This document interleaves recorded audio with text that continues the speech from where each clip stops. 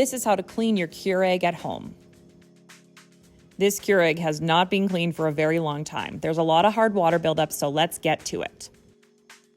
You will need water, white vinegar, and a scrub brush if you have lots of hard water buildup just like this one does. Fill your water tank with about 50-50 vinegar and water.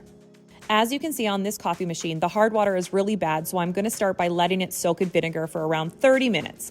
This step is optional. Skip to the next step for just a routine clean.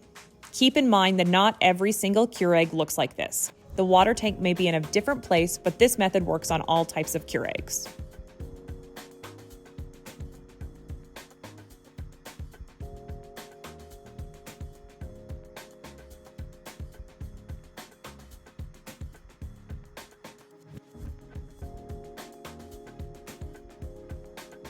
This is what the hard water looks like after 30 minutes. It's basically gone. At this point, you want to take your scrub brush and get rid of any leftover hardened on grossness.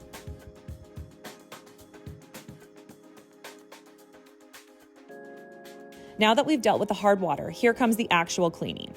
With 50-50 water and vinegar in the tank, you need to run the Keurig. Make sure there isn't a coffee pot in it. Some machines may have a specific setting or button for this, but running it normally works just as well. What we're doing here is working to descale the machine.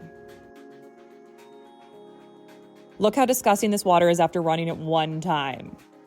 At this point, you can run it again with fresh water and vinegar if you want to, but it's not necessary.